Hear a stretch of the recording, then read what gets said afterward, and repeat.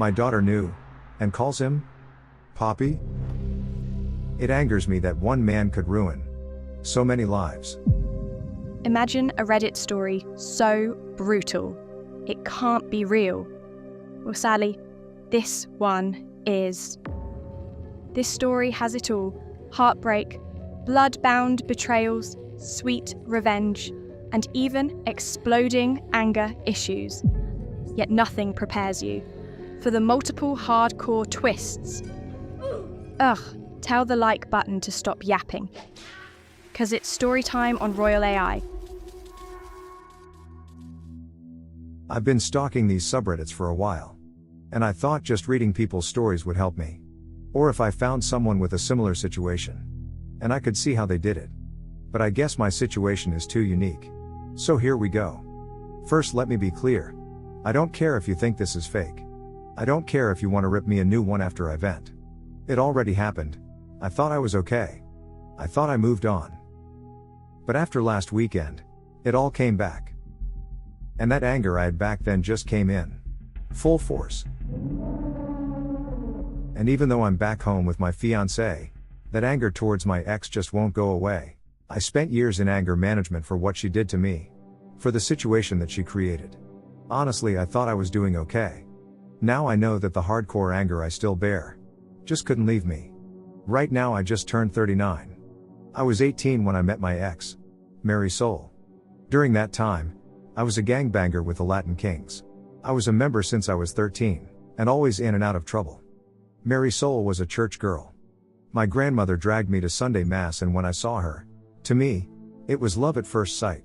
I asked my cousin, who was a friend of hers, if he could introduce us, but he refused. He didn't want me to mess with her. He didn't want me to ruin her. Have you ever met someone that you wanted to make yourself better to be with? Wanted to be that man who would walk the right path? That was her. When I found out that she was going to church almost every day, I hung out by the steps, talking to her. I always walked her to and from church. She made me feel like I wasn't worthless. One thing led to another and we were dating. And I felt great. For a year and a half I pushed myself away from the gang life, got my GED, became a regular churchgoer, and was thinking about the future, when I got unintentionally pulled back in. I was at a store and ran into someone that I used to have problems with. They were running their mouths and I tried to ignore it. I swear I did. I just let them talk and I walked away, but then out of nowhere, I got jabbed in the shoulder blade and I lost my mind. I beat the shit out of him. I got arrested. And suddenly it was like the stuff I did to make my life better all vanished. Mary Soul was pissed at me. My grandmother kept bringing up my past mistakes. And my cousin was telling me that he knew that I wasn't going to change. My public defender saw me trying to better myself. And by the grace of God, got me off after a month in lockup. Despite being angry with me, Mary Soul did visit me almost daily. A month after I got out, I found out I was going to be a father. And I didn't want my kid to have a dad that was in jail. Or worse. We eloped. I went to a trade school to become a mechanic. And I worked like a crazy person for my future family. When Luna was born, it was almost the worst day of my life. Mary Soul wouldn't stop bleeding. She went into shock and they had to give her a full hysterectomy. She was in the hospital for months. And Luna became my world. I wanted her life to be the best. I wanted to give her the world. When Mary Soul was released, I promised her that our daughter will have a life far better than ours. And for years I kept that promise. I saved enough money to move us to the suburbs, became homeowners. I was Girl Scout leader, if you could believe that. I made sure Luna went to private school, made sure she knew how to defend herself, and always made sure I was the perfect husband. I didn't know my parents. Didn't have a positive male role model in my life, so I didn't know what a healthy relationship looked like. That's a lie though. I watched television a lot.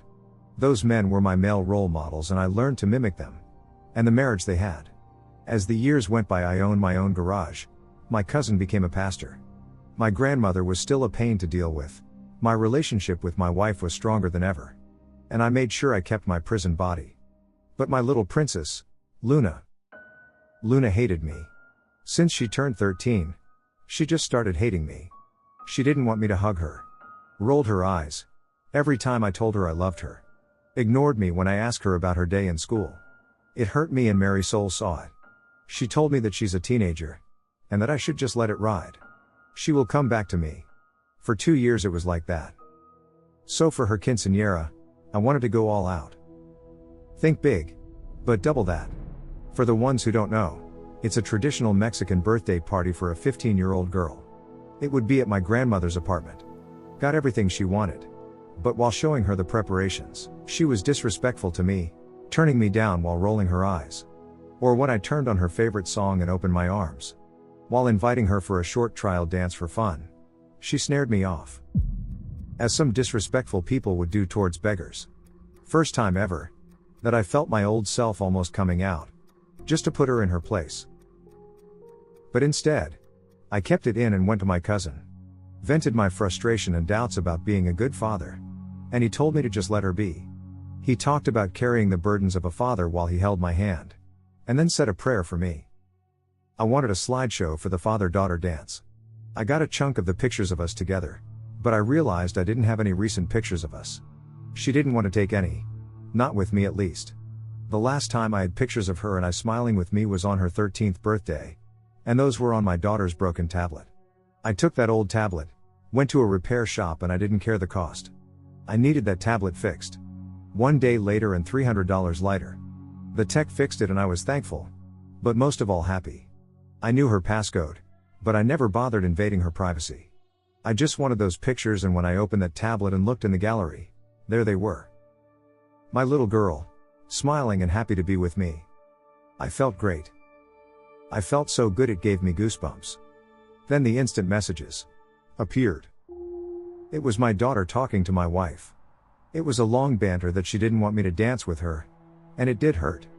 But like my wife said, she's being a teenager. Then she said something that destroyed me. She texted why she had to do the father-daughter dance with me, since I'm not her father. I felt my heart stopped. I got dizzy, my mouth dried up and I needed to sit down. My wife responded that I raised her, I loved her, and that makes me her father. But Luna responded by saying that my cousin is her father. And she can't wait for her to turn 18. So she could tell me the truth. And she could finally live with her real daddy. That she hated me. That she thanked God every day that I'm not her father. Mary Soul began cussing her out. Saying that it was a mistake for my cousin to tell her the truth. 2 years ago. And the more they talked, the angrier I was getting. My wife lied to me. For 15 years. My cousin, whom I confide my issues about Luna. And my fears about being a bad father. Not only fucked my wife, but had me raise his child. I wanted to hurt them. I felt a mixture of anger, sorrow, grief and desperation.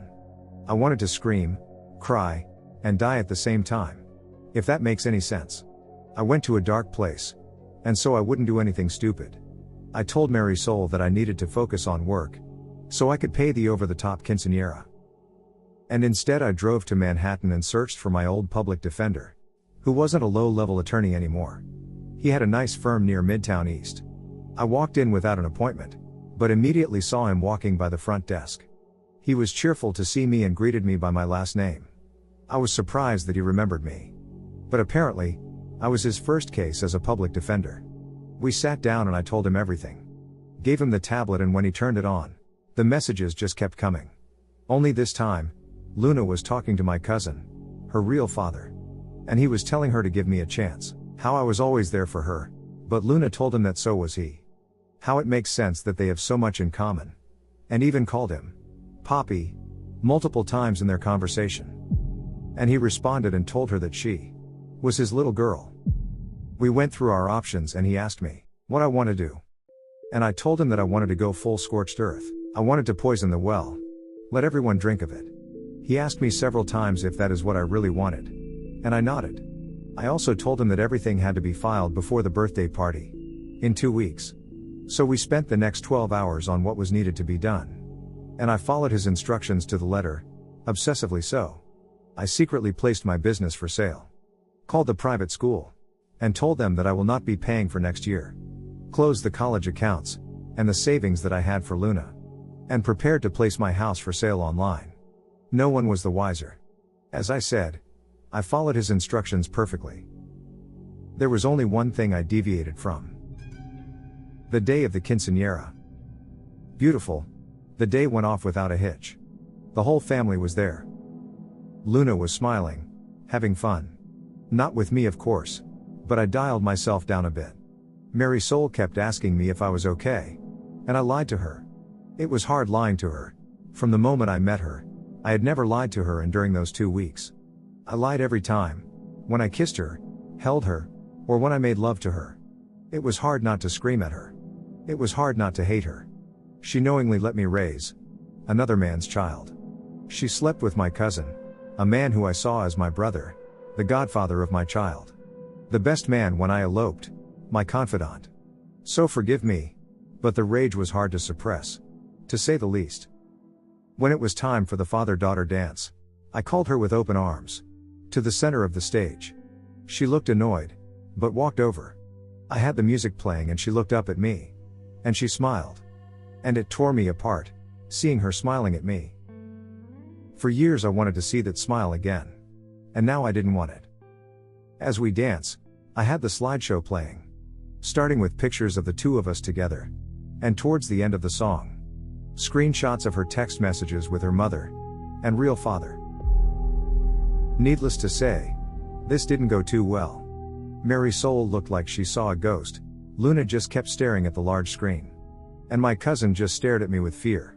I felt Luna's hand stiffen up, trembling. I took 2 steps back. Marisol ran to me and told me that she could explain. And I told her that I filed for a divorce. That she could explain it in court. She grabbed my arm, begging me. And I pulled back hard. Locked into her eyes and told her, "Don't dare following me home." I then turned to Luna, told her that I busted my ass to give her the world, and now she doesn't deserve it. I began to walk out, but not before telling my cousin that every time I see him, I'm going to knock him out. And there I knocked him out. Then hysterics sets in and a mass of people flock around me, trying to keep me away from him. But I didn't go any further. I just walked out and went home. The aftermath was harsh. Marisol and Luna stayed at my grandmother's apartment. Her family was shocked and disgusted with her. They wanted nothing to do with her. Her father actually apologized to me. I don't know why. He never liked me and let it show, despite turning my life around. The man hated me, but now I was the perfect husband and father? But just a few days prior, I was the former piece of shit? My grandmother came to my place. Once inside, she didn't waste any time. She had the audacity to tell me about the story of Abraham. And how when Abraham came back from battle 3 years later, his wife had a 1-year-old child and he raised him as his own. And how I should be gracious like Abraham. So I told her to get the fuck out of my house. Marisol came a few days later, crying as soon as she saw me, telling me that it was an accident. That when I was arrested she was so angry at me. And my cousin was there to console her. And one thing led to another and they had sex. According to her, it happened only one time. And she was faithful to me ever since. She was willing to take a lie detector test to prove it. So I asked her how long she knew Luna wasn't mine. And she started crying more. That look she gave me just told me that she knew. From day one. And asked her to leave. She wanted to go to counseling, telling me that I'm overreacting. And we could make it work. It was in the past and I needed to get over it. That I am Luna's father, despite what happened. And I allowed my temper to get the best of me. I must have repeated, "Get over it?" over a dozen times at full volume while grabbing her stuff and tossing it out the door. I called her a lying whore. I told her that I didn't want to see her face ever again. And I told her that this life that I built no longer belongs to her, before shoving her out the door. A couple of weeks went by and she kept blowing up my phone. Not once Luna tried to reach out to me. Marisol was shocked to learn that I sold my business. Even more so, when she learned that I had an open house. She came in screaming, telling the viewers to get out of her house, and pleading with me to seek help. That I was ruining our marriage, that I had no right to sell our home. The home where we raised our child in. Seriously? I told her that this house stinks of all those lies. It's a house where I raised another man's child. I told her to drop the worries and when I sell it, I will give her half to unchain myself. Then ordered her to get out. Before I called the cops. It was a bluff. All she had to do was play the victim and I would have been arrested. But she didn't. She complied. I think she didn't come alone and had her car parked elsewhere because shortly after her visit. About a couple of minutes later, I went to the front door to make sure everything's closed. And there my cousin stood in my house. He came to talk to me, and I knocked him out. Took more blows this time. Dragged him outside. Put him in a stable side position. And closed the door. I refused mediation. Mary Soul wanted to reconcile, but I didn't. I wanted a divorce. And my attorney filed for a fast-track divorce. So in 3 months' time we were in the county courthouse. I barely spoke to anyone during that time. I read horror stories about the court system, especially during divorce proceedings, but I didn't have that. I had a female judge who was very fair. My attorney took care of everything. First, Mary Soul's lawyer tried to talk about my past when I was in a gang. As if my past barred a reason for me to be a terrible husband and father. But my attorney quickly smacked that down. And the judge reprimanded her attorney for trying to shame someone who seemingly turned their life around, as indicated by the facts shown to her. My attorney presented all the evidence and offered a lump sum alimony payment with the pending sales of the house and business. At first Mary Soul kept asking me to reconsider, but I ignored her. And when she finally realized that I'm not budging, she agreed. Yet the real surprise happened when it came to child support. My attorney presented all of the text messages from Luna's conversation with Mary Soul, showing that not only Luna knew that I am not her father, but she cannot wait to be with her real father, saying that she no longer has to live a lie. Mary Soul was completely caught by surprise from this. Then my attorney filed a motion to have my name removed from Luna's birth certificate, have my last name removed, as well as not being responsible for any child support, since all parties agree, as stated by themselves, that my cousin was her father. Mary Soul was shocked by this. She yelled at me, begged me not to do this to Luna, that I am her real father because I raised her. Now I'm going to be honest, as pathetic as I may sound right now, but if Luna didn't act that way towards me, and if she didn't say those things, I would have agreed. There were moments that I wanted to reach out and try to make it work. But then I would look at Luna's continuing text messages to her friends, to her real father and mother, and I refocus on my resolve. Till this day I don't know what hurts the most. Being lied to by a woman who you thought was the love of your life. Or having a child who you tried to make their lives better, to give them the world, just toss you aside like trash. The judge was quiet for a long while, reading page after page of the text messages. In the end, she agreed. I was not financially responsible for Luna, and my name could be removed. My attorney also filed a motion for the courts to go after my cousin, to force him to pay for child support, and a motion to sue my cousin in civil court directly, for all the money I have spent raising Luna. The private schools, dance classes, Girl Scouts, horseback lessons, and every other expense I could prove I paid for. Everything I had ever spent on their child, which sounds astronomical when you backtrack dollars. And after my attorney explained to the judge that my cousin hereby committed fraud, for knowingly allowing me to raise his daughter, pay for his daughter, while not offering any financial support or assistance. It was the Hail Mary of my life, because the damn judge agreed. I didn't bother looking at Mary Soul when the judge made her decision. I didn't bother listening to her as I walked out the courthouse. I didn't care as I heard her cry. Her telling me that she only cheated one time and was faithful ever since. I just didn't care anymore. Just like that, everything felt different. Hurt still, but a weird sense of freedom, or better said, unshackled. A few weeks later my ex called me, shocked and offended that I stopped payments on Luna's private school extracurriculars, and even all of her activities, while also mentioning Luna's phone and Netflix subscriptions. I waited for her to stop talking, then told her to call her baby daddy before hanging up. Couldn't even put my phone down before I got a new caller. It was Luna. First time since this entire ordeal. And she fucking calls me crying that she has to go to public school. That they were forced to move to the old neighborhood and how scary it was. And how she needed us to be a family again. I told her to go to her real father, her real Papi, the man who she truly wanted. He would know exactly what to do.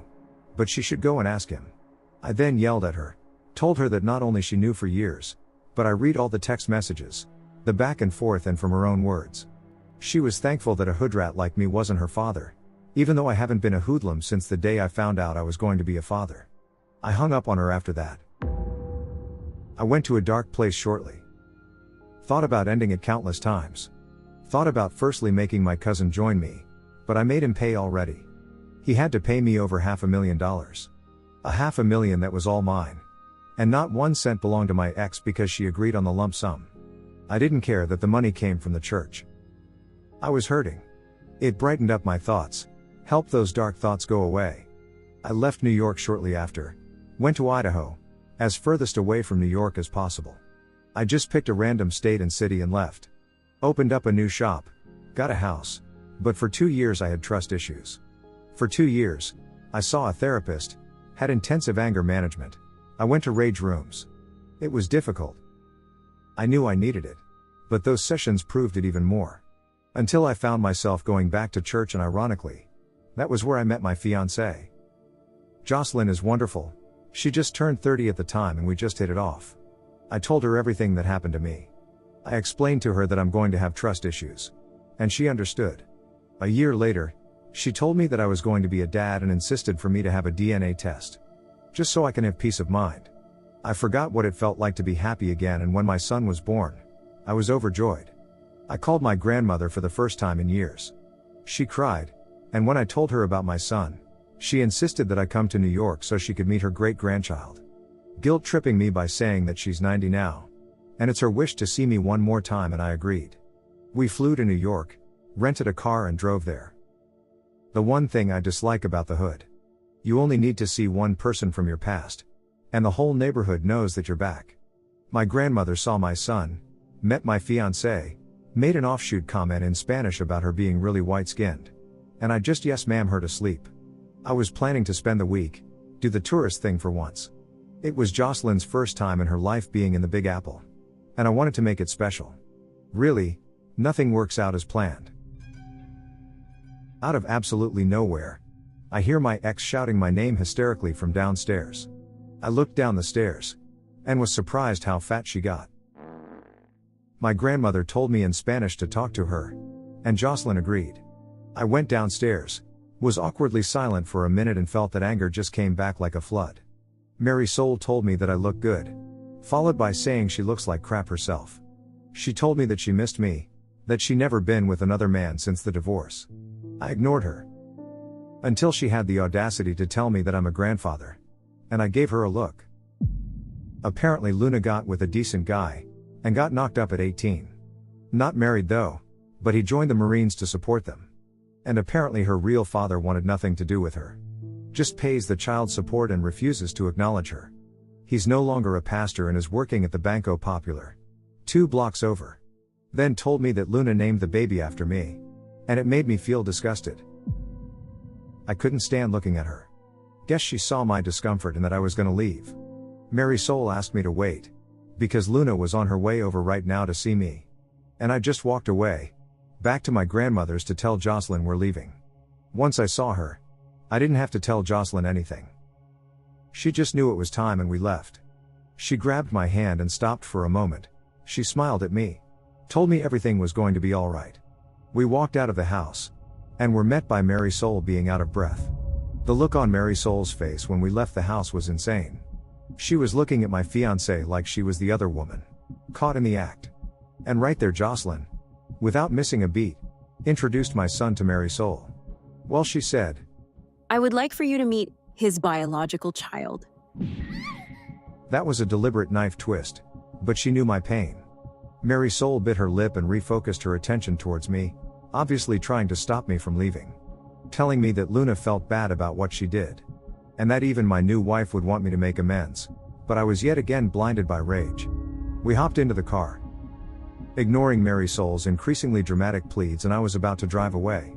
But Jocelyn asked me to extend an olive branch, so I gave her my number, so Luna could call me later, and we left. I was feeling my mind race, and I was getting angrier. I just needed to get out of there, even if I just had to give a number. Whatever. We drove away, and instead of calming down, I could feel my hands tighten on the steering wheel. My heart pumping through my fingers. I just drove around in the streets I recognized. We just drove for a bit. It got better as we talked. At the red light, I looked over at the sidewalk. I saw my cousin eating by the Cachafrito stand. And I don't know what came over me. I got out the car, ran up to him and started going at it. All out. I saw black. Jocelyn was screaming, telling me to stop, and when I got up we locked our eyes. I could see the fear in her. I turned back to him and spit on him. And we left. That was it. I'm back home. Working, being a dad, and a good fiancé to a beautiful woman. Yet since going back, when I'm alone with my thoughts, the anger comes back. It's something that's so strong. I have to fight my thoughts to remain calm. Also, Luna did text me when I got home. She texted a picture of herself smiling with her son, and telling me that she was sorry for what she did. Yet, I don't know if she's sorry that she missed me, or if she's sorry because the man she wanted to be her father wasn't the man she thought he was. But that text didn't send me into a full-blown rage. Not at all. I'm so confused, and I'm scared to reach out to her. I want to get past this. I want to move on. My family was my everything.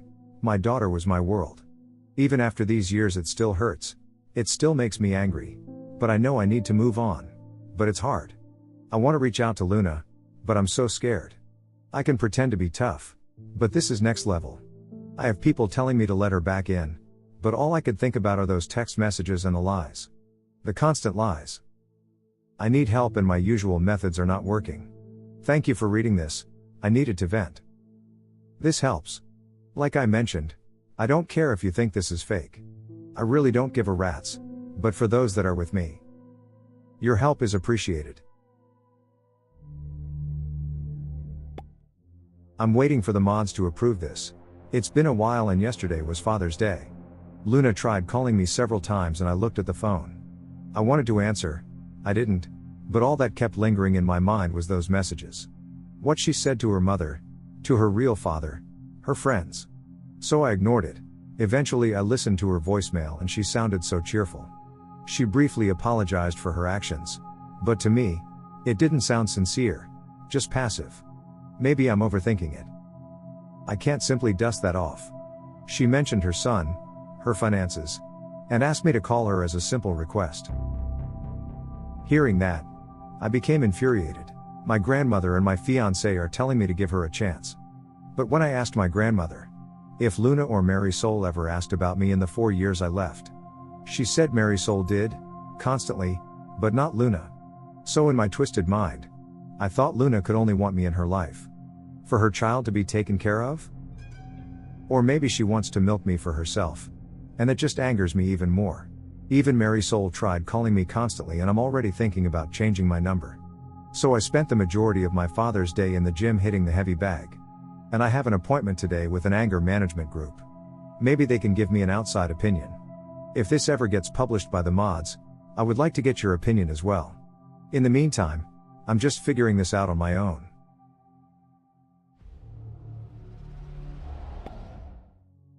Hey OP, I just emailed Luna, then work your way up to a phone call. Slow steps, if you are genuine about extending an olive branch.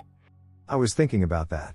Jocelyn wanted me to start with texts, since Luna has been trying to call me twice a day now. Yesterday she tried duo chat, always leaving messages. Mary Soul tried calling again and Jocelyn intervened by basically telling her to learn her place. Caught me off guard. She's usually so timid and wants me to try with them. But she also notices that Mary Soul is pushing it now. A couple of the guys from the anger management group advised me take baby steps. Short texts and one-word answers because. And I agree with them. The second I send her something, she's gonna blow up my phone. The email option looks like a good place to start. I just need to get past that first hurdle.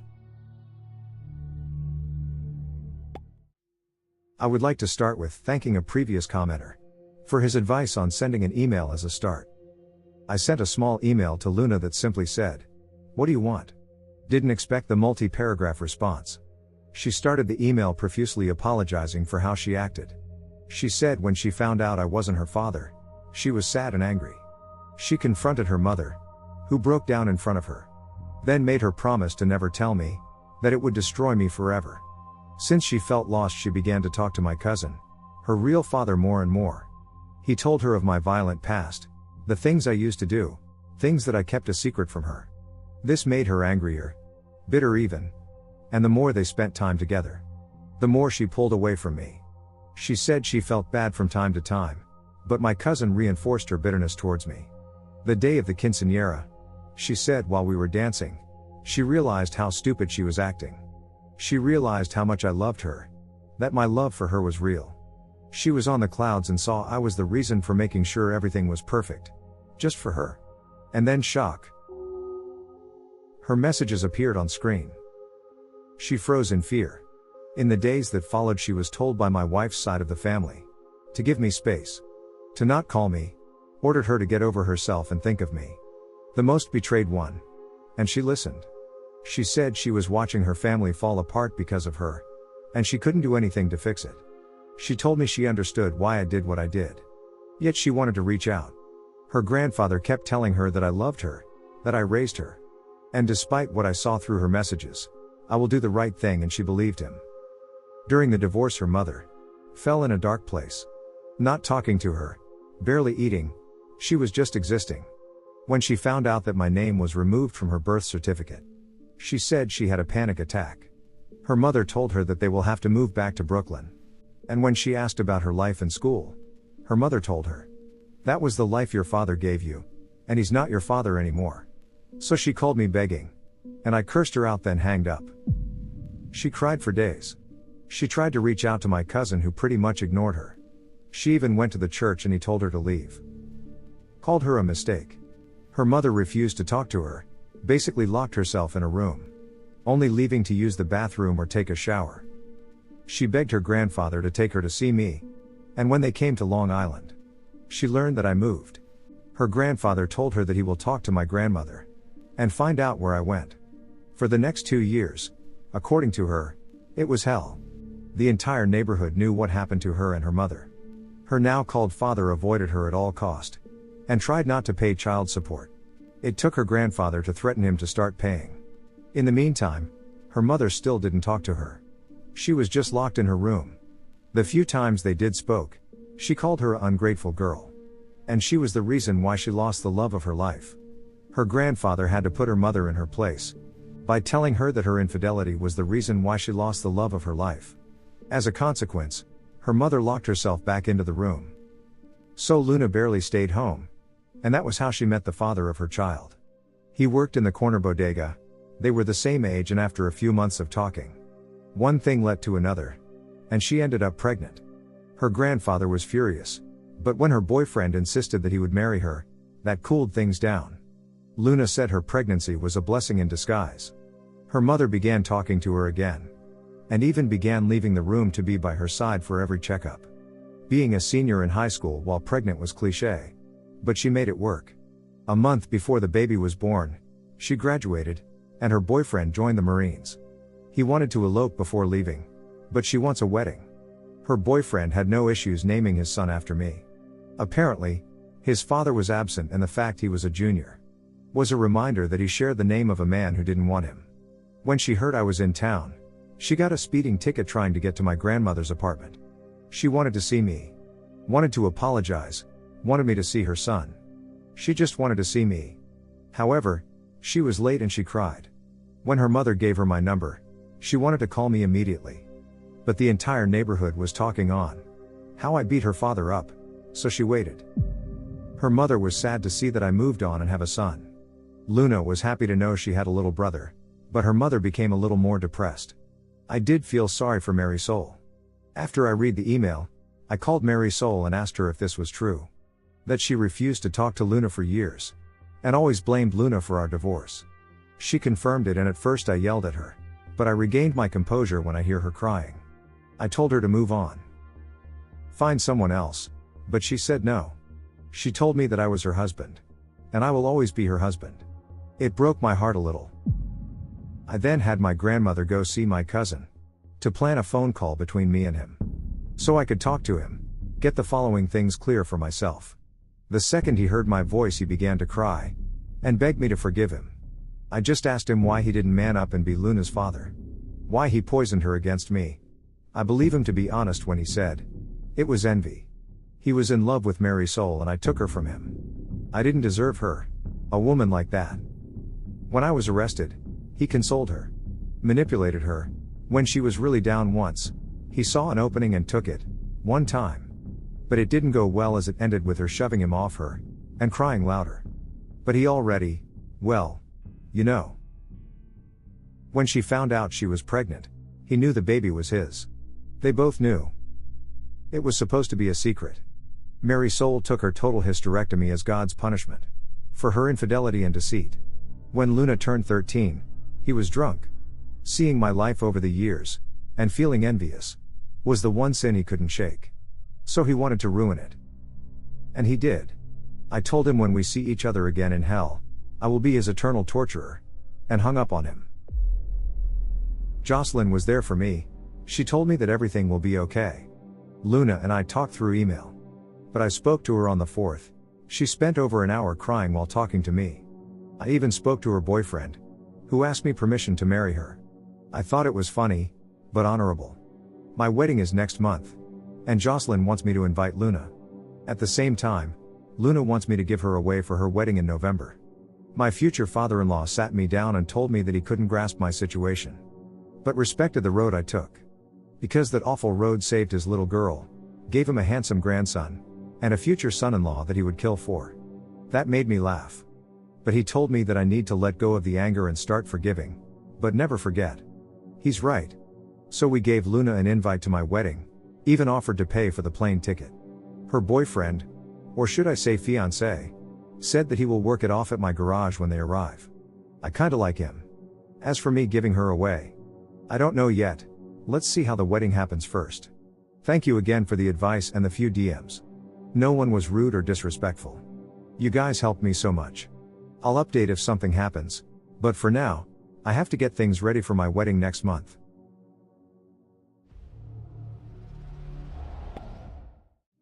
Oh, hey OP, thanks for sharing that update. I'm curious about the influence your cousin had on Luna. Like, how much did your cousin actually help out or had any influence on her life? Sorry for not responding over the weekend. It's been eventful, but I'll post another update soon. So when I first emailed her, she sent an extremely long one back.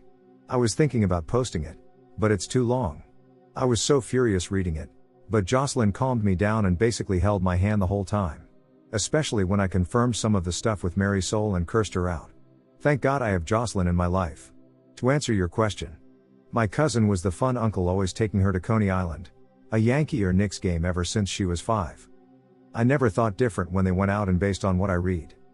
He became her confidant whenever she was mad at me or her mother. She basically said that my cousin poisoned her mind against me, shortly after her 13th birthday. Something that I was able to confirm by calling my cousin directly, who wanted forgiveness above all. But when I got my answers, I hung up on him. It's a long email and I just need to read it a few more times, and possibly call her before updating. I just need to figure some things out. Man, I am so sorry for you. Oh, truthfully, I would say talk to Luna. Just talk to her, allow her to apologize properly. It seems like to me, you still love that girl. You did raise her, but for now, keep her at arm's length. Please keep us updated. It's mixed feelings. I do love her still. Deep down she's my little girl, but it hurts so much that for 2 years, she instantly treated me different when she found out that I wasn't her father. For 2 years, she was so disrespectful, so mean, and during the divorce, she didn't reach out to me. Not once. Only when it affected her is when she reached out. And I'm afraid that she's reaching out for the wrong reason. Thank you for your advice. I might do that to get peace of mind. Royal A.I. A lot has happened in such a short window.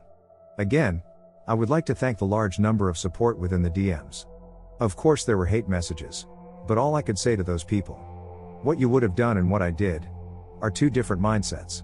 And until you go through the same situation or something similar, don't tell me how I should have felt. Here's the update. Leading up to the wedding I was already on eggshells. Jocelyn was the happiest I've ever seen. My in-laws were freaking due to the number of people that were coming. While all the preparations were happening, I drove to the airport to pick up Luna and her family. In the days leading up to her visit, we spoke a lot. Her mostly crying, apologizing, and me just listening. When she couldn't speak anymore, I was talking to her fiancé, who is more down to earth. When their plane landed, I was nervous. Not for seeing her again, but I was nervous due to my anger issues. I was afraid that I would lose my temper. The second she saw me at the terminal, she ran to me, crying, and for a split second, I saw my daughter when she was 7. It was weird, picturing a child in my mind. She ran screaming "Daddy," and the second she hugged me, she began to cry loudly. It caused many people to look at us. She just kept saying sorry over and over, asking me to forgive her, and I just held her for a long time. She refused to let me go. It took her fiancé and I to convince her to do so. It was as if she felt the second she let go, I was going to vanish. After she composed herself, her fiancé properly introduced himself, and then they introduced me to their child. I won't lie, I did cry. I wasn't angry, but I cried holding this infant. Luna was also the spitting image of her mother when she was 19, which made me wonder about Marisol. During the drive home we talked about her fiancé's boot camp, how he's going to be a career man, how Luna was going to college online to learn accounting, mostly catching up conversation. When we arrived at my house, Jocelyn and her family had a welcoming dinner ready for them. Since we've been together, Jocelyn learned how to cook Mexican and Spanish dishes. But the week leading up to Luna's visit, she went a little overboard. Yet I get it, she wanted to make an impression. Her and Luna just hit it off. Every few minutes Luna would walk towards me just to give me a quick hug, and go back to Jocelyn. I was just holding my son, and my grandson. While Jocelyn was introducing Luna to her family, I put the babies to bed and I went to the porch for some fresh air. Luna's fiancé was standing by foot of the yard, staring at all of the bisons roaming around. For a moment I wanted to give him the dad talk, but I felt that it wasn't my place. Instead, I asked him how he liked the view, and he was awestruck. I know the feeling. Living in the city the majority of your life, wide open spaces is a marvel to take in. After a minute or two he looked at me and told me how regretful Luna was. Sir, I've been with your daughter for 3 years, and not a day goes by when she mentioned how much she misses you and regrets what she did. Out of everything he told me, that single sentence constantly replays in my mind. Her fiancé's name is Roberto. For a man who is only 19 years old, he acts and talks like a man in his 30s. That tells me he had a rough life to mature so quickly. I know the feeling. The following day, I had to go to the shop and Luna practically jumped in the car with the baby. Even Roberto told her it was okay and to enjoy herself. Luna looked like she was going to hyperventilate. And I told her that we'll work a half day and I'll spend the rest of the day with her. That seemed to do it. And I slowly began to realize how traumatized Luna was. During the drive I asked Roberto how bad his was. He tells me she has severe abandonment issues. Constantly. She's afraid that he's going to leave her, despite him telling her that he will never. She calls him a lot, a bit clingy at times, and in the beginning, afraid to be herself, in fear that he would break up with her. She always looks for approval, or wants to make sure others are looked after. He had to reaffirm his love for her, just so she could let her guard down a little. This was my doing. I know that, but he doesn't blame me. He told me he completely understood why I did what I did. Allow me to say that Roberto is a terrible mechanic. He knows nothing about cars, so I had him clean up to the shop so he could work off the plane tickets. We closed early and when we arrived, Luna practically ran towards me. She looked unhinged. I told her that I'll be back later and she went over to her fiancé. When I walked into my house, Jocelyn took me aside. She noticed Luna is very tensed up and insecure, and asked me to remind Luna that everything is going to be fine. That I won't leave her again. I didn't know what to say, but Jocelyn grabbed my hands and told me that Luna is hurting. And she needs her father. For the next couple of days, I spent most of my time with Luna, getting reacquainted with her. I took her to my in-laws' ranch and showed her the bisons and the elks, also took her on a hike. 2 days before the wedding, I apologized to her for leaving. I apologized for the way I acted and for the actions I took. She didn't want to hear none of it. She told me that there's nothing that I should apologize for. She said she knows she was the reason why it all fell apart. That she knows it was her fault and I had to stop her. I began to shed tears because it hurt me to hear her say and believe that. I told her that it wasn't her fault. I was angry, I was hurting, and despite what happened, I should be the one who should apologize. We both cried and just held each other. Luna appeared to be doing slightly better and less worried. On the actual day of my wedding she was happy. In the last minute, Jocelyn made her into a bridesmaid and Roberto a groomsman. The wedding was beautiful. During the reception I asked the DJ to play the song from Luna's quinceañera and I asked her to dance with me. It was a bold move, but it felt right and I thought it over many times before. She was crying the entire time, holding on to me as we danced. I haven't felt this happy in a long time. I let Luna and her fiancé stay in my house, taking care of her little brother while I went to Hawaii for my honeymoon. Some of Jocelyn's family member came over to help a hand and stay, but Luna and Roberto stayed consistently. When we got home, back from our honeymoon, she was happy and thankful. She was happy to see us back, and I can honestly say that it felt great. At home, Roberto told me that he's going to Afghanistan, and would like to know if Luna could stay near us. He would pay for an apartment near us, until he could buy a house. Of course I said yes. They went back to the city the day before yesterday. Like I said, it's been eventful. Luna's wedding is in November and Roberto is leaving in December. Roberto sent me what constitutes as a year's rent for a townhouse community, 3 miles away from my house. However, Jocelyn suggests we should put a double wide on our property for Luna, and let her save her money to buy a house when Roberto comes back. There's another side to all the positive changes though. Mary Soul has been blowing up my phone, and based on the messages she left, she's not happy that Luna is moving. Right now, my focus is my family, and to mend my relationship with my daughter.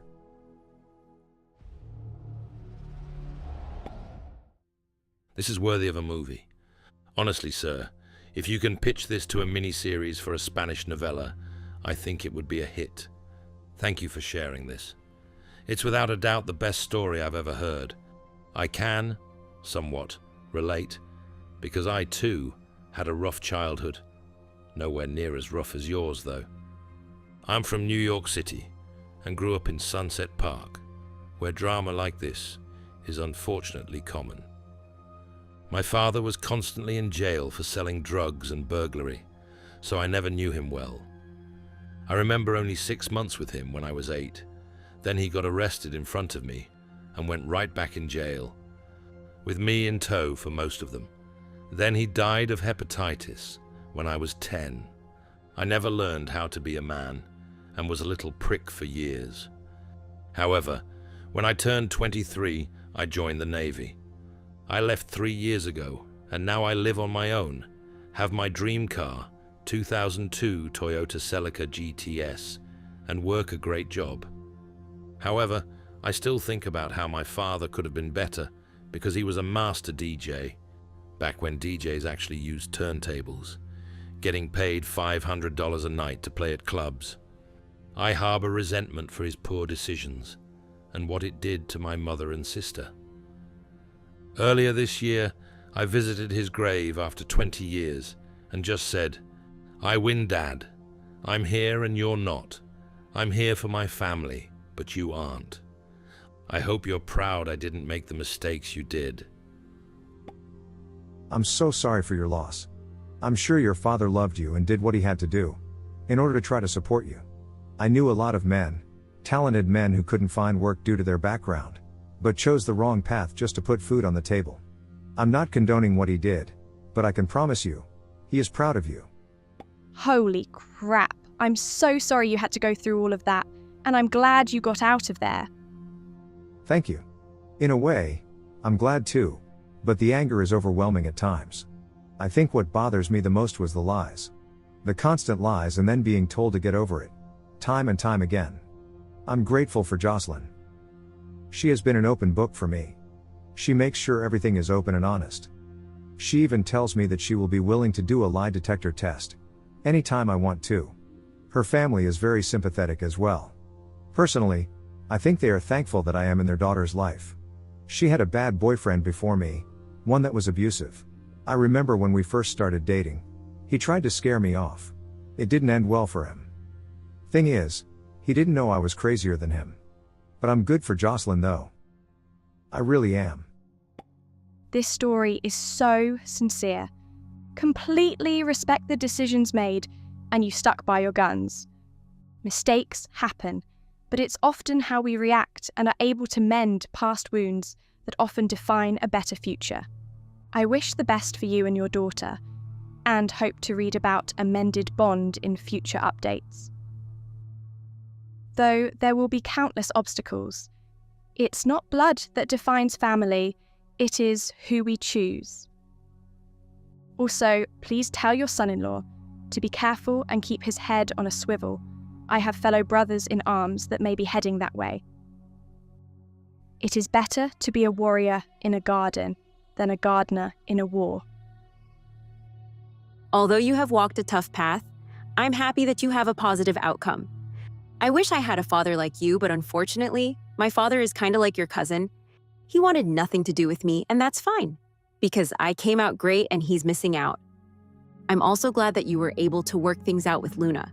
I know it was hard after everything that had happened, but at the end of the day, Luna's anger was fueled by her mother putting the responsibility of her secret on her shoulders, and your cousin manipulating Luna against you. I do feel bad for Marisol, but sadly, not as bad as I feel for you and Luna. She knew what she did and lied about it for a long time, yet still had the gall to blame Luna for her divorce. She acknowledged that her infidelity was the reason you are leaving, yet somehow twisted the narrative that Luna, being ungrateful, is to blame. Ugh, wow. I'm sorry, but only a coward does that. As for your cousin, I hope he's able to sleep at night after everything he has done, to manipulate both Marisol and Luna for his own personal gain, and having the gall to call Luna a mistake is a joke. I too hope that you become his eternal torturer, but I also hope that your good deeds earn you a place in heaven. I'm glad you found someone like Jocelyn. I know her wanting you to make amends was a way for you to let go of the anger. She means well, and she brings you happiness and peace of mind, and that makes me happy. Sorry I'm rambling, so much to take in. Anyway, I'm happy for you, and I hope there's more good news going on with you and your family. I'm curious to what Marisol plans are now Luna left, but I'm sure that's for her to figure out. I also find it funny that many people in my DMs keep telling me that Jocelyn and Luna are only after me for my money. So I learned of the medication she was taking and a lot of other things. That hurt my heart. She's on her honeymoon right now, and will be back on Saturday. I was thinking about writing another update about the wedding. It was semi-drama free. I've been at peace since having her back. And Roberto noticed how better she is doing as well. I also found out this week that I'm going to be a dad again. And it feels great. I also found out this week that I'm going to be a dad again. When it comes to Jocelyn, her family owns a bison ranch, as well as several other businesses. She doesn't need my money. Luna, right now she tells me that she just wants me to be her father. Thank you. Luna and I have been going to therapy together. Marisol is not well. She was admitted into a psychiatric hospital. But I'll go into that in the next update. Her father, God bless him, was at the wedding and we mended bridges. Like I said, I might need to write another update soon. Please be patient.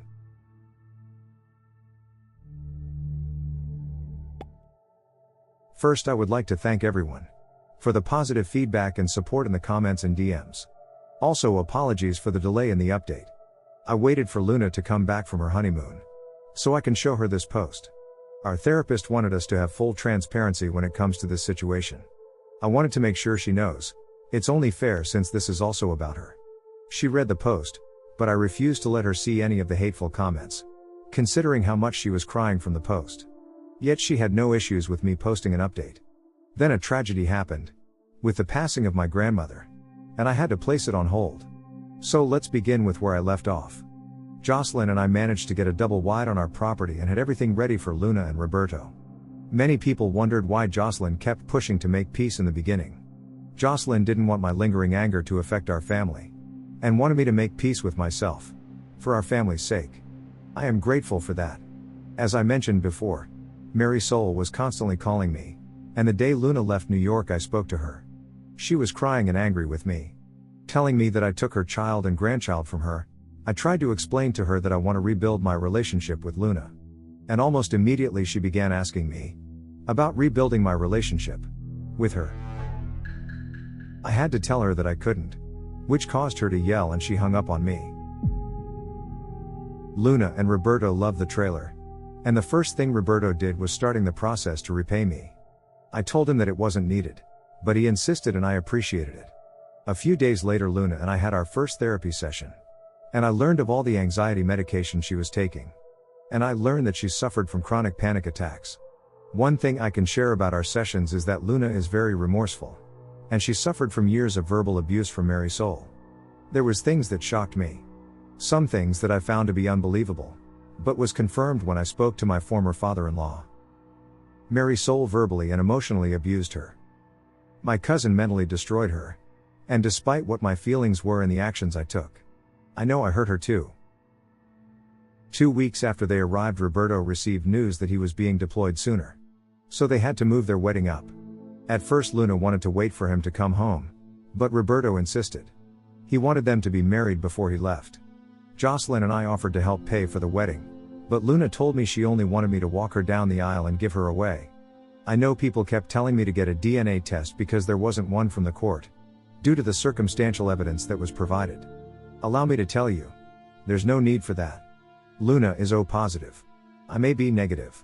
Mary Soul is B positive, and my cousin is O positive.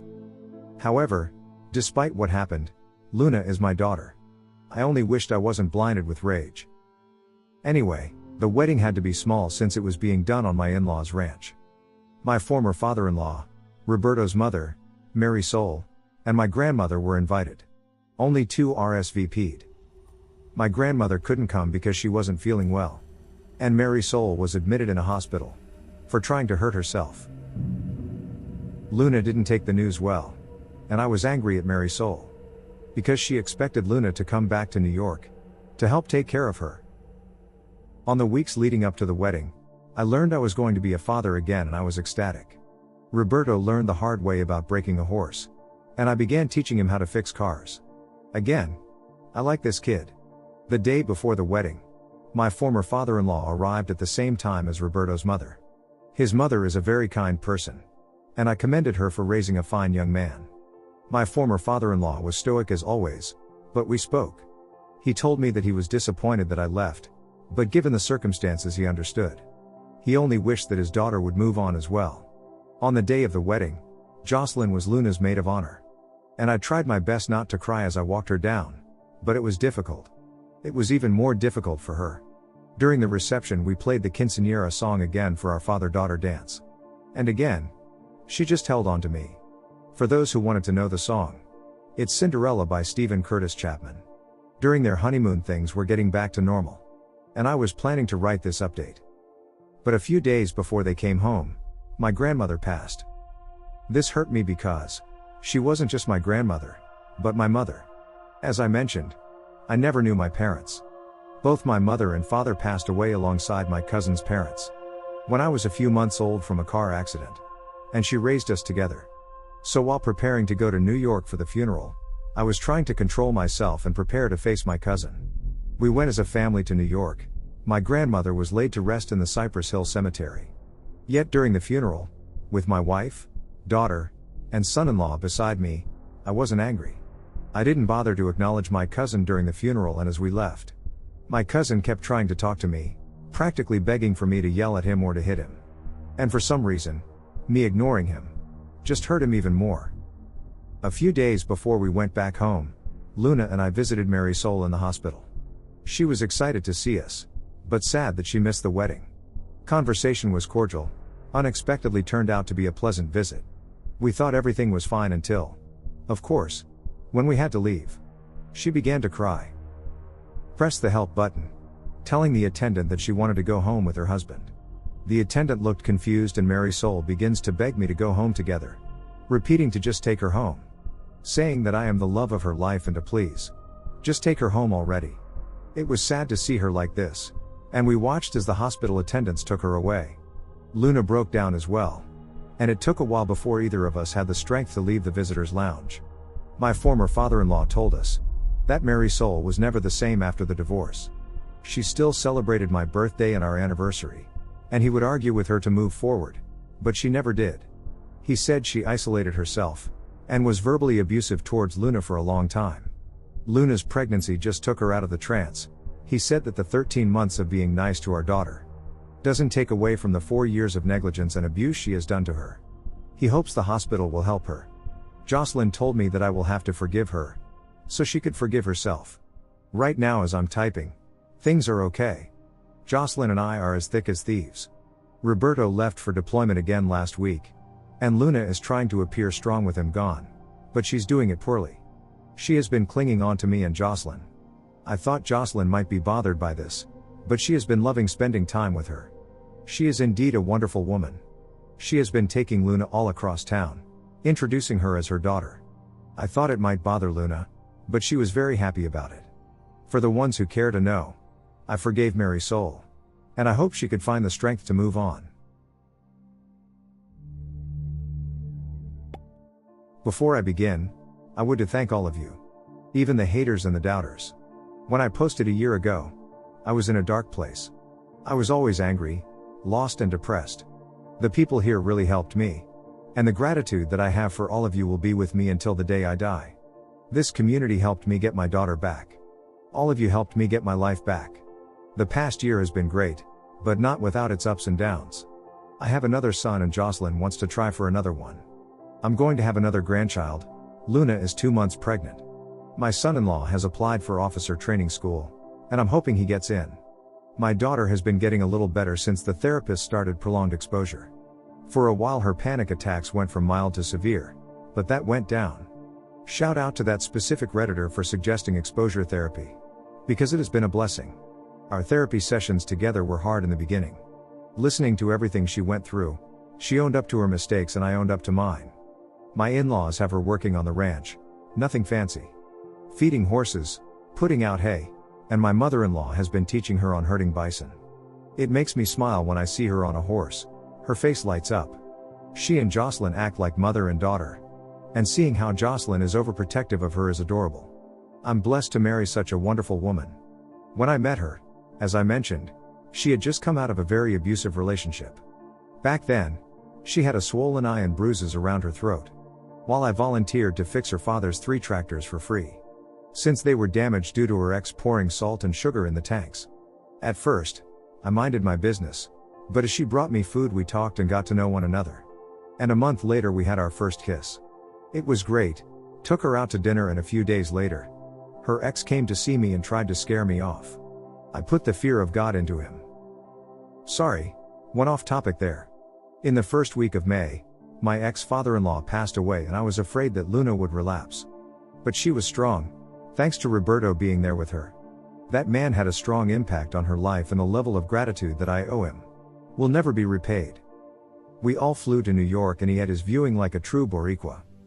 He had a live salsa band, an open bar, and a buffet with pateles, pernil, sancocho, with all of his favorite foods there for all to chow down. Do not mourn me, celebrate me. That was the banner over his casket, draped with the Puerto Rican flag, and he was wearing his vanilla ice cream suit. I couldn't help but smile many times. Marisol was there, but she was just staring into nothing. It was like her brain shut off, only to turn back on when Luna or I sat next to her. And she began talking about preparing for Luna's quinceañera. After a while she realized where she was, and her brain shuts off again. Her therapist told us during the second day of the viewing that her mind is stuck in a moment she was at her happiest. When Luna walked away, the therapist took me aside and told me that, in her professional opinion, she believed my cousin may have graped Marisol, and her mind protected her from that trauma. She rationalized it, made herself believe it was a moment of weakness. That messed me up, and I told Jocelyn what the therapist said, and she was shocked. She insisted that I should tell Luna, but I was afraid too. She made so many steps to get better, I didn't want her to revert back. Instead, we told Roberto first, who wanted to go and find my cousin. But I talked him down and then we sat as a family, and spoke to Luna. It was a bad night. A really bad night. We had an incident at the burial 2 days later. My cousin showed up uninvited and caused a scene. He was drunk, and I wanted to end him, I believe is the proper term. Instead, I told him to leave. Roberto was holding me back, and my cousin began shouting that he was always better than me, and always will be, and it was because of him and his daughter that I made my life better. So in a way, he's responsible for me bettering myself. I got angry, and I practically lifted Roberto off the ground to get him, but Luna punched him in the mouth and began pummeling him. She was screaming and crying. She was so angry while attacking him. I briefly hesitated because of the sight, and Roberto pulled her off of him. As he was getting up, Jocelyn punched him and knocked him out, breaking her index finger in the process. Before we went back home, we had a family meeting about Marisol. We all agreed that we would transfer Marisol into a mental facility near us, since she has no one else. We are still going to therapy, and with this new realization, my daughter is trying to cope with the fact that she might be a product of, Before this happened, I was planning to adopt her, since legally she's no longer my daughter. I want to make it official again, but I feel like the timing might not be right. I will answer any questions. I owe this community a lot, and God bless you all.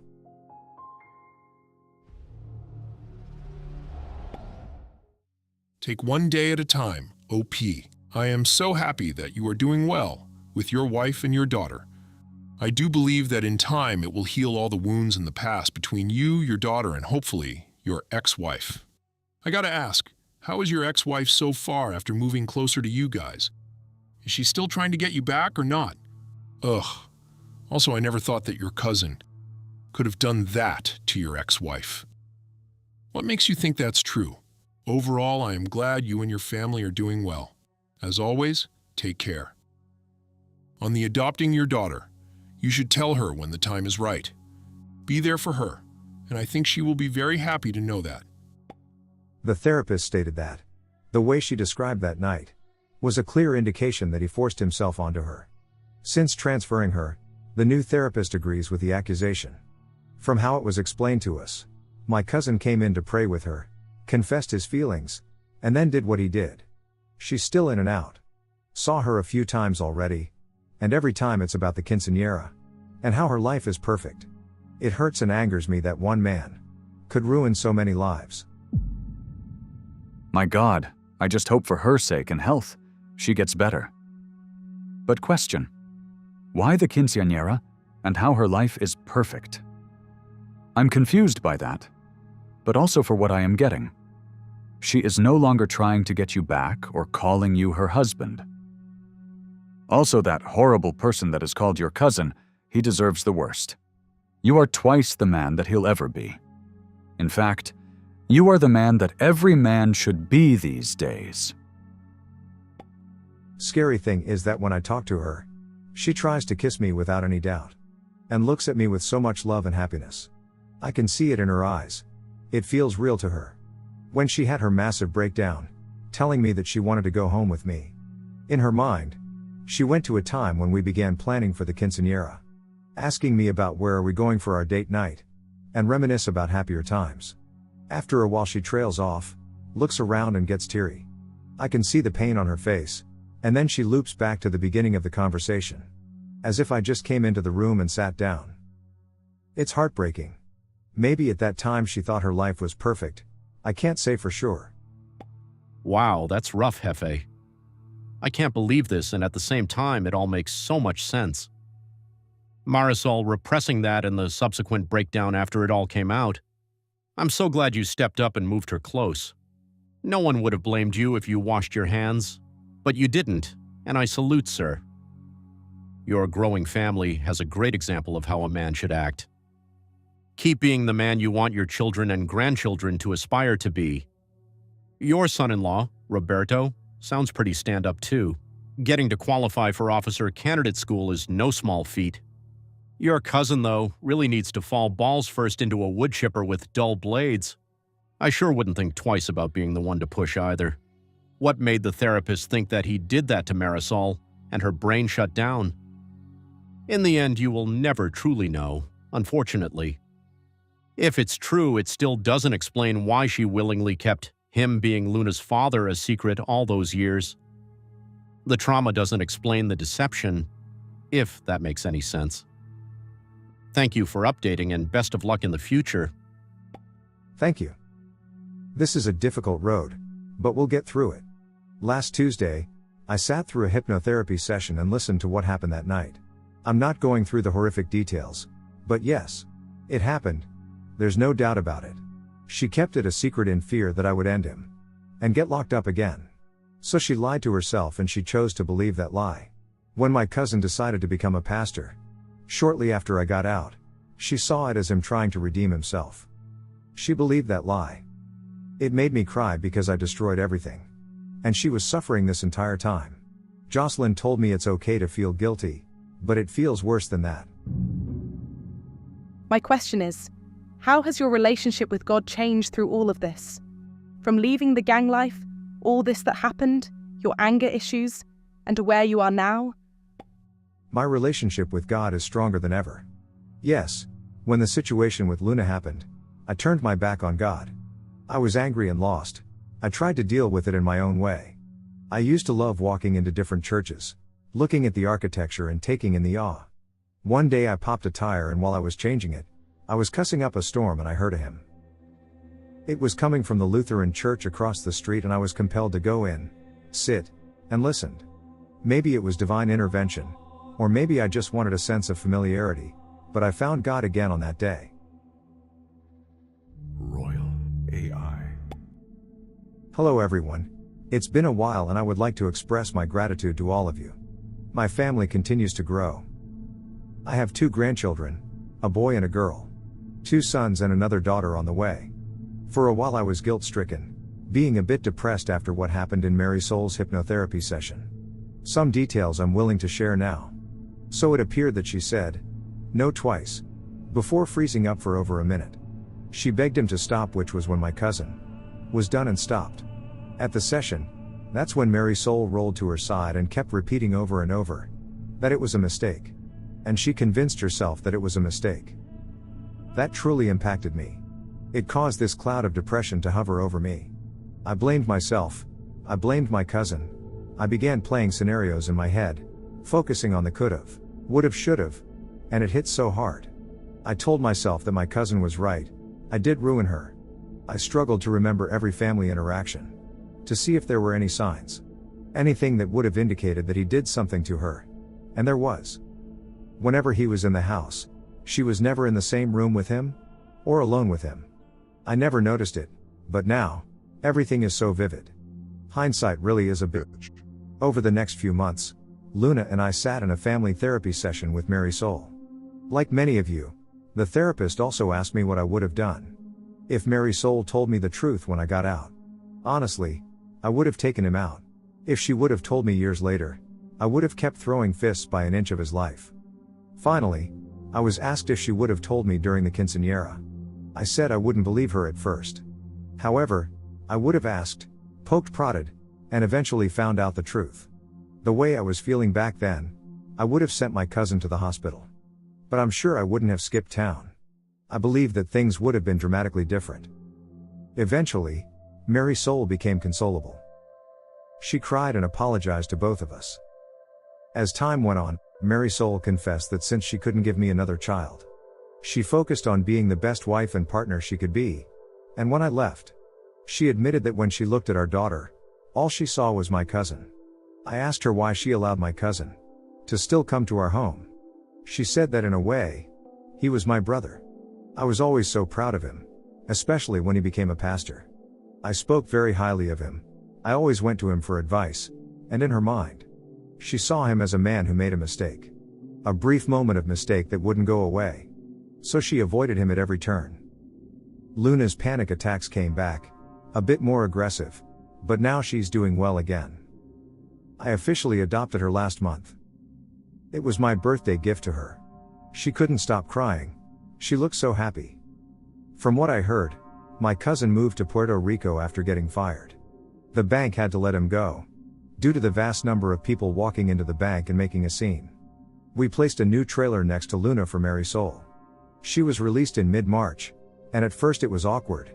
Extremely awkward. I used to watch TV shows with scenarios like this.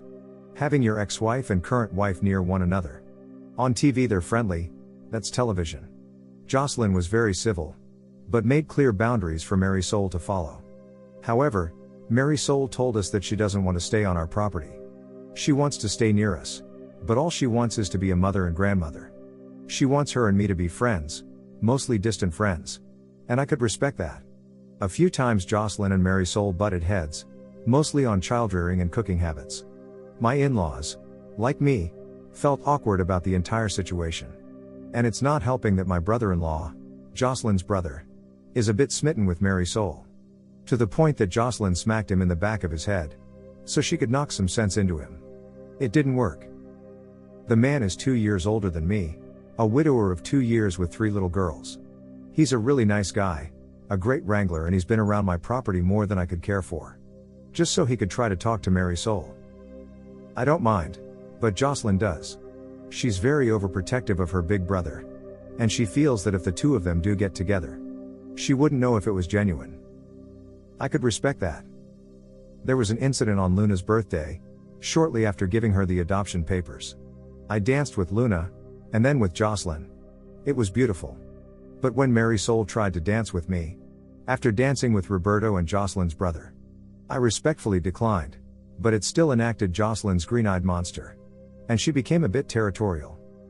On Easter, we were watching the kids hunting eggs and I overheard Mary Soul tell Jocelyn that she envied her. She was able to give me children. Jocelyn told her that Luna is my daughter, despite the circumstances. Luna was mine and she should always remember that. Mary Soul cried. It was the first time I saw them getting along. This is where I'm at right now. Hopefully, everything balances out.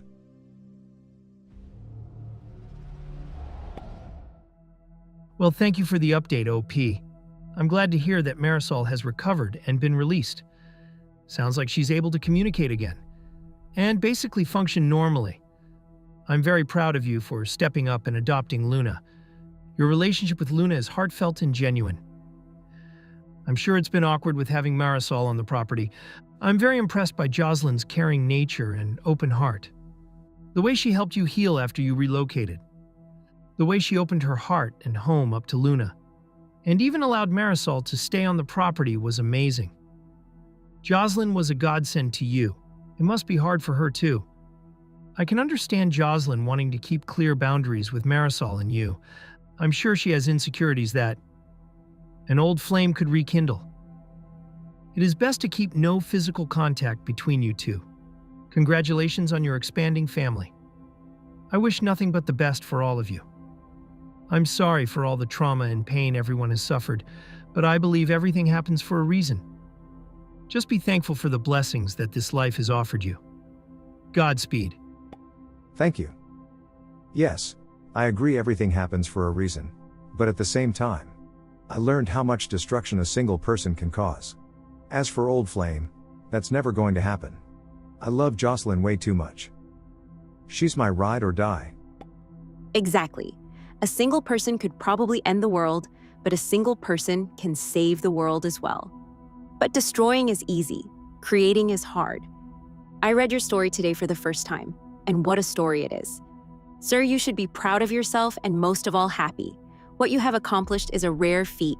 We can only somewhat relate what you went through, but only you yourself know how much hurt and pain you went through, and how hard the road has been so far, to get to this place that you are today. I feel genuine happiness when I read your last posts, because so many stories here have a sad ending. And I hope you are happy as well. Please forgive yourself for the past and those around you. I guess you have forgiven the people around you, but I feel that you have not forgiven yourself yet. The hardest part about forgiveness is to forgive oneself. Stop thinking about your cousin. He is a small and miserable man. That kind of man will find no solace in this life or the next. The only thing that will give him pleasure is knowing that he is still on your mind. Please don't give him that. Hug Luna and your other kids as well as grandkids and feel the gratitude of life. You have been dealt a crap hand in life and a lot of pain and hardship, but you have overcome it all and still remained a God-fearing man, a good father, and a great husband. Most of all, you have not lost your faith, as usually.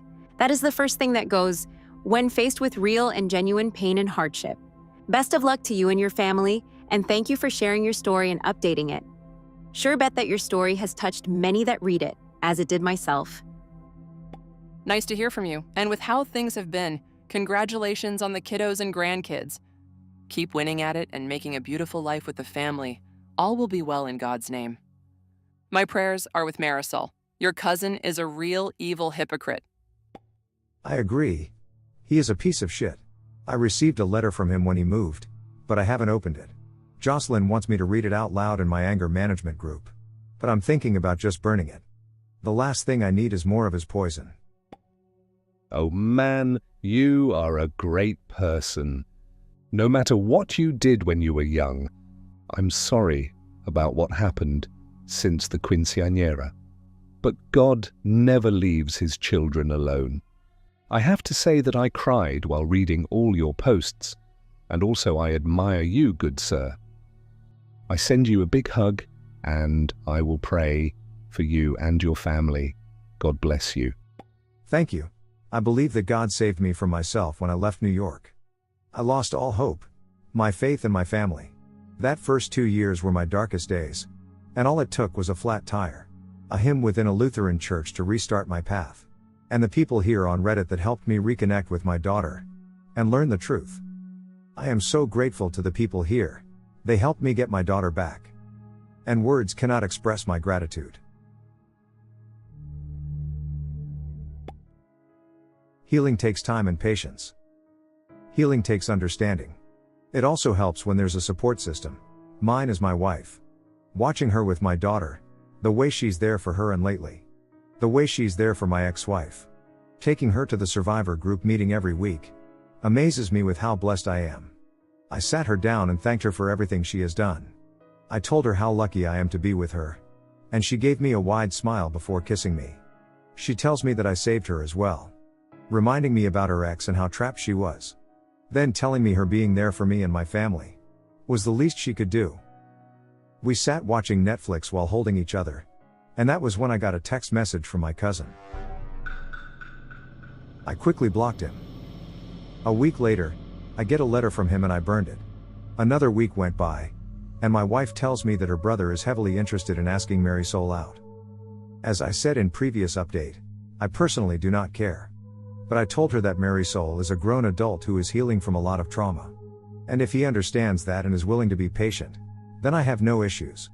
A day later I get another letter from my cousin. And once again, I burned it. Normally I would complain about how he found me, but I am named after my great-grandfather, whose name is extremely unique and my last name is not that common.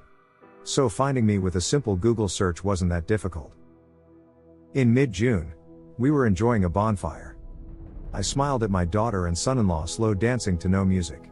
My wife had her head resting on my chest, and I noticed my brother-in-law and Marisol kissing. And I smiled. A few days later, my cousin tried to reach out to Luna on Facebook, and she had a panic attack. Roberto blocked him and consoled Luna, trying to ease the situation. Same day, literally that same day, Jocelyn and I went to the supermarket.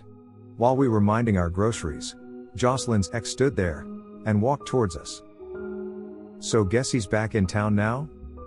He had no groceries on him, and he straight up walked toward us, had the nerve to try to talk to her. I could see the fear in her eyes, and I just reacted. It was a single punch, but I made sure it spoke volume.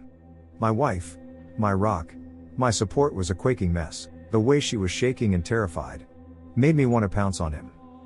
Coincidentally, the sheriff was in the supermarket and intervened by telling him to leave, before checking on Jocelyn. In the years we've been together, I've never seen her so terrified.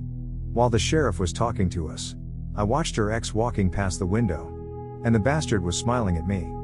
The sheriff noticed and firmly grabbed my arm, telling me to take Jocelyn home. We were lucky as the sheriff knew Jocelyn, and of her ex's situation. During that drive she was quiet, and when we got home, all she wanted was for me to hold her and don't let go. Luna was concerned hearing what happened, and Jocelyn grabbed her as well and pulled her into the hug. None of us had ever seen her like this, and all I wanted to do was protect her. Later that day, her brother showed up and told us that he and the sheriff paid her ex a visit and told him to leave. Well, that didn't work.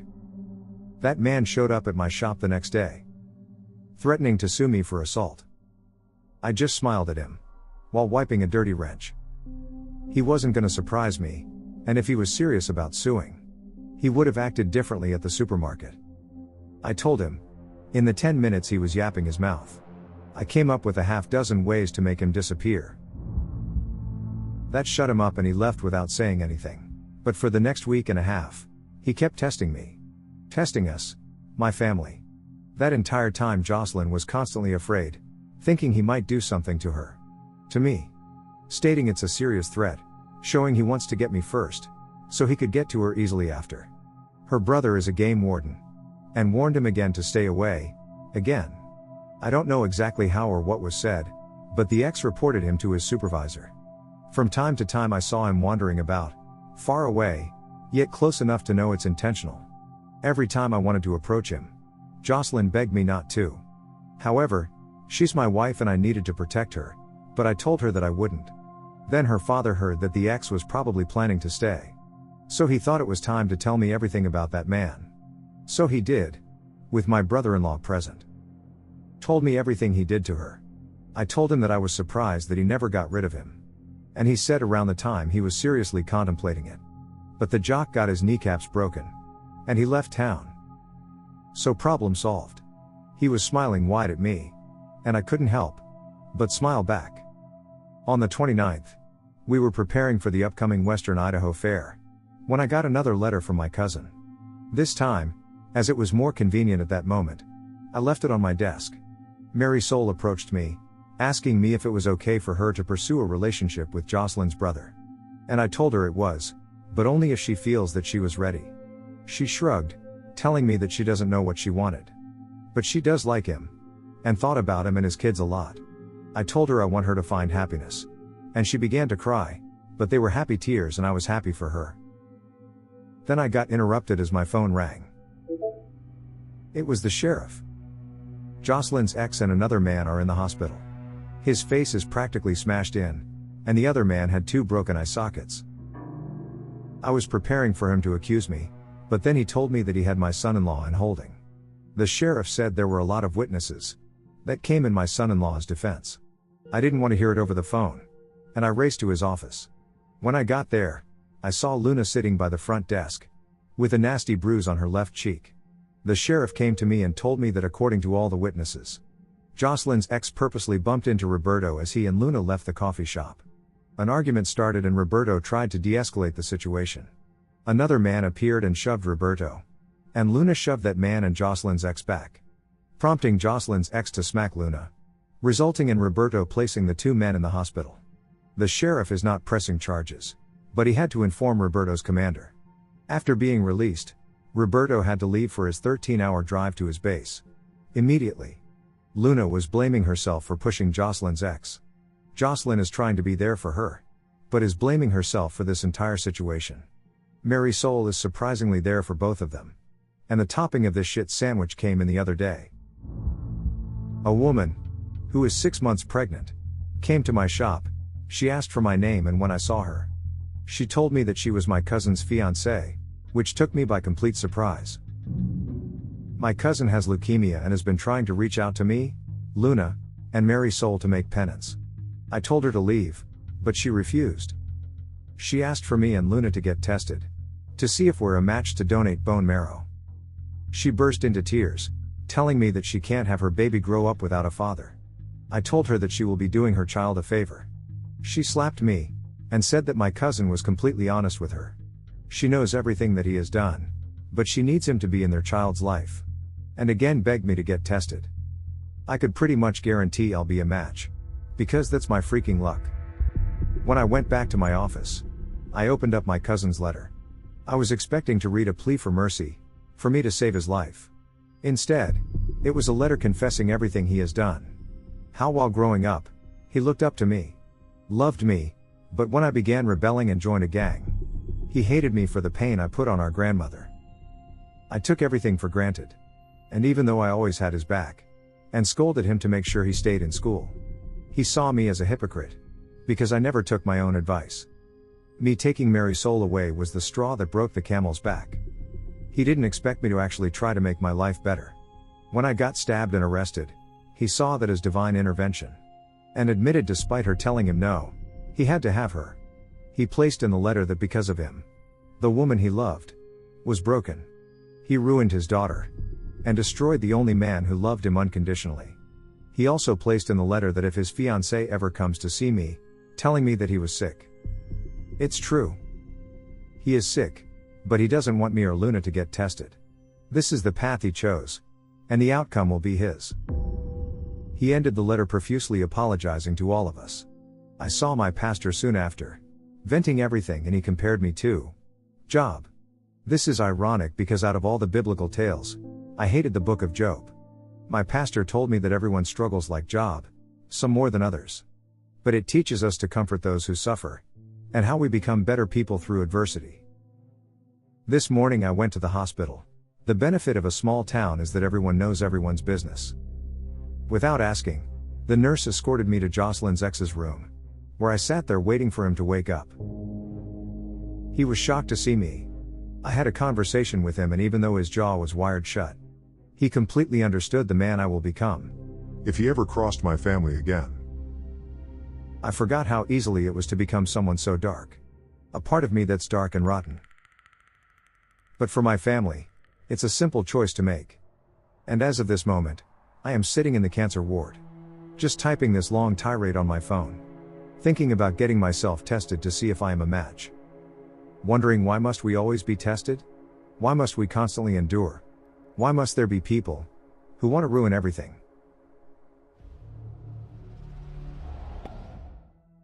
I've always believed that some people are just naturals at getting pain thrust into their lives. And frankly, having read everything you ever posted here, if you aren't one, I'd hate to see someone that is. I don't know what to tell you about your cousin. Is it the right thing to do to get tested? Yes. Does she have the right to ask you for help? Yes. Do you have every right in the world to tell his fiancée to never darken your door again? Yes. Do you have the right to cut a hole in a lawn chair and use it to shit on your cousin's grave? Oh, yeah. I think, at this point, you need to worry about your immediate family. Your wife and son. Luna has Roberto, and frankly, I think she and him should seriously consider moving and living together in base housing. Get her away from all the drama and problems, even if it's for a while. Marisol, more or less, has your wife's brother. She can lean on him for a bit, but you need to worry about your wife and son. Oh, also, are charges being pressed against Jocelyn's ex and his friend? If not, why not? It's different over here, especially since her ex is part of the problem now. And you do not want a US soldier locked up in a reservation jail. Pressing charges on Jocelyn's ex and his friend gives them the right to also press charges on Roberto. So they allowed bygones to be bygones. That happens a lot over here. Including the sheriff, we have a total of 10 officers. And then you have the reservation and their police. A member of the council gave us their word that Jocelyn's ex will never bother us ever again. I have my doubts, but my father-in-law told me that their word is more valuable than gold. I'll take his word for it, but I'm still going to keep my guard up. Just in case. My brother, I'm very happy to see how things are coming up to all of you, especially for Marisol and your brother-in-law. And trust me, Jocelyn's ex will be a thing of the past in no time. As for your cousin, maybe you forgive him, but I'm not sure Luna and Marisol did. Think long and hard about how damaging it could be for you all while healing, then trying to re-establish any contact with him or help him. I got myself tested and I found out the day before yesterday that I am a match. I'm only considering helping him. I will never forgive him. And I personally will hate him until my dying breath. Yet, I cannot stop thinking about his pregnant fiancée who came from Puerto Rico and begged me to help him for her baby. I already spoke to my family about this issue. Luna and Marisol wanted him to suffer a painful death. However, they said it was my decision. Jocelyn told me she cannot comprehend what was going through my mind right now. But she will stand by whatever choice I will make. I say it's a testament to you, good sir, that Marisol and Luna want him to suffer, but they respect you so damn much. They ultimately leave the decision to you. I don't envy you for the choice you have to make, but my God, you will have my respect no matter what you decide. Did Roberto suffer any consequences from his command? God bless you and your ever-growing family. He got 45 days of extra duties, but he said it was worth it. Hello everyone, I would like to thank you. Even some of the haters and naysayers. Right now, I'm sitting on the balcony by my hotel room. Spoke to my wife and kids a few hours ago. I miss them. 2 hours ago, I buried my cousin. And I was the only person at his funeral, and I was the only person who attended his wake. I tried to donate my marrow to him. When I told everyone what I was going to do, Luna was shocked. Jocelyn was proud of me for taking the high road, and Mary Soul understood. She told me despite all of the cruel things I have done in my youth, I was never a killer. I went through a series of blood work to make sure I could do it, and even flew to Puerto Rico back in November to personally tell him. When I saw him in that bed, he looked so frail and smaller. He struggled to smile when he saw me. Thought I was there to forgive him in his last moments. But I told him I wasn't there for that I was there to help him. I told him I was a match and came with the intention to donate. He laughed at me and shook his head. He refused.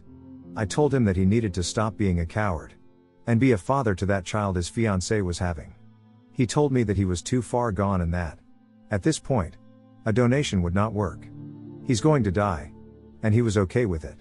I spoke to his doctors and they confirmed. My cousin then told me that it's all done. His fiancée emptied his savings, cleaned out his house, and disappeared. He said that it was what he deserved. I didn't disagree with him. We soon sat there awkwardly for a few hours in silence, watching television. I didn't know why I went back the following day, just to do the same. And repeated it for the rest of the week. No words. Just the two of us watching TV. When I got back, I told Luna what happened and she hugged me tightly, asking me if I was alright, and I nodded. Thanksgiving came and went. I went back in December for a week doing the same thing, sitting in silence while watching TV. On Christmas, Roberto paid me what he owed on the trailer. I didn't expect it. He and Luna then told me that they were going to move to the base. I knew I was supposed to be happy for them, but I cried. I didn't want her to move away. I just got her back and I know it was selfish on my behalf. But I wanted her just a little bit longer and she cried as well, promising me that she would visit as much as she could, and I didn't want to let her go. But I understood in the end. On New Year's Eve, my brother-in-law proposed to Mary Soul and she said yes. I thought they were moving too fast, but Mary Soul said she put her life on hold long enough and needed to be happy. And then she asked me if I could give her away. I agreed and we all got drunk. A week and a half ago, I went back to Puerto Rico, visited my cousin and sat down to watch TV. He looked at me and apologized for being a shit person. I looked at him and told him that he was lucky he was dying. Otherwise I would pop him in the mouth. That made him laugh and he said he wouldn't doubt it. And that comment made me laugh. He died the following day. We were watching TV and he told me that he was going to take a nap. A nap he never woke up from. No one else showed up at his wake, and as he was buried, I was the only one there. And as angry as I was at that little fucker, I couldn't stop crying as they lowered his casket into the ground. All I could think about was all the times I protected him. The time I taught him how to tie his shoes. Helping him with his cursive. Teaching him how to play handball. Teaching him how to drive. Taking him to his first R-rated movie. Every moment of happiness I had with this man flooded. And none of the messed up crap he did to me. Just all of these good memories came in and I couldn't understand why. I just stood there, silently crying as they poured dirt over him. I'm in this hotel now, and the burden I had in my chest for so long feels like it's gone. And I'm so confused. Therapy didn't help it. Anger management, meeting Jocelyn. Neither did getting my daughter back. Every positive aspect that happened didn't remove that burden in my chest. But spending time with that man, in his final moments, took away that burden. Took away that anger, and I do not know why or how.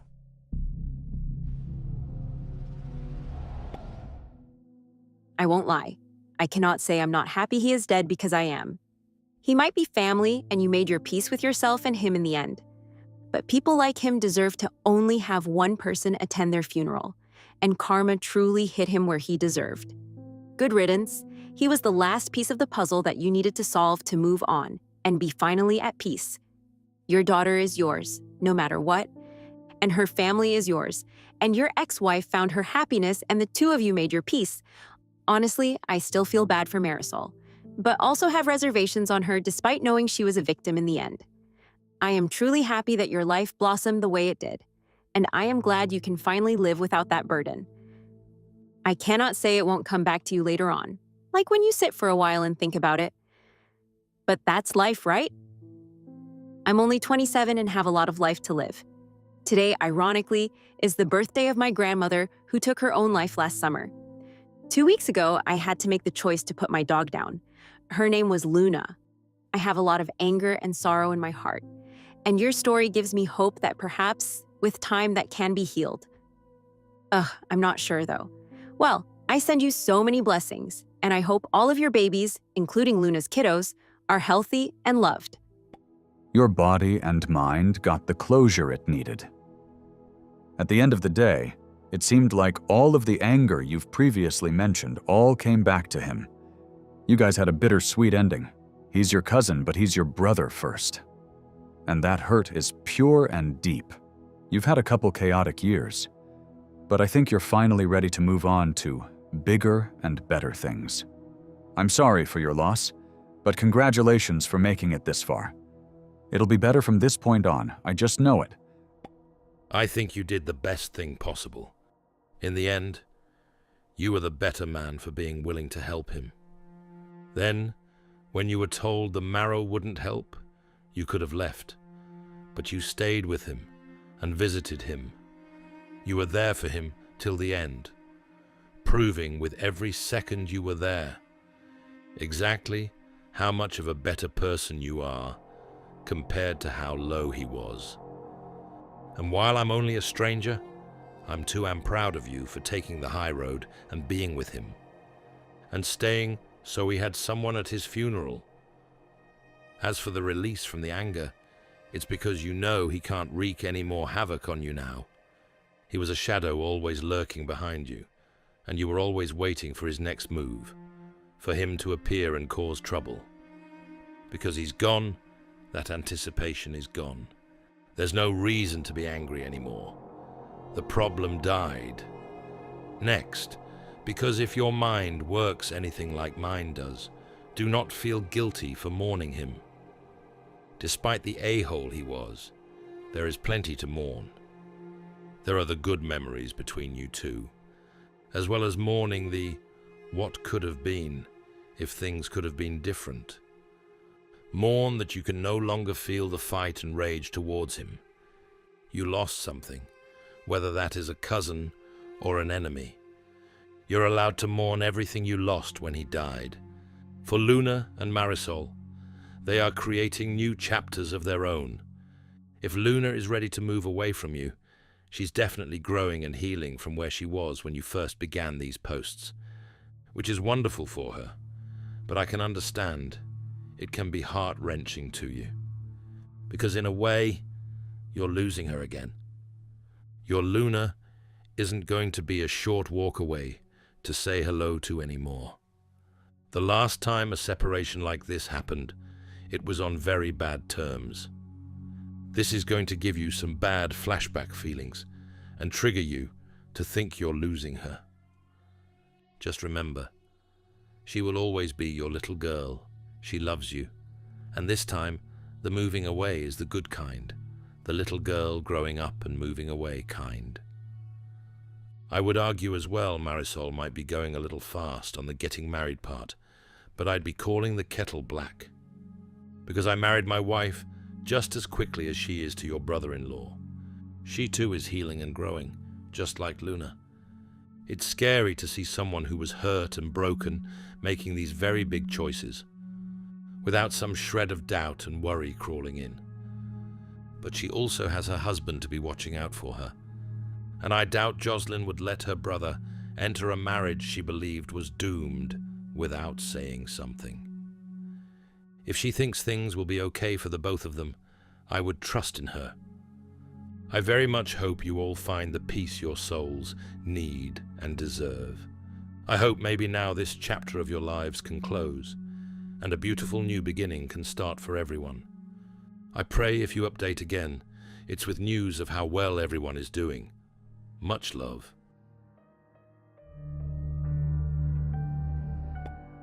That brings us to the end. This story took a lot of time before I could present it to you, so apologies for the later upload, friends. What would you advise OP? Let us know in the comments. More like this on my channel. Thank you for staying till the end. Let me know if you enjoyed this episode. See you in the next one.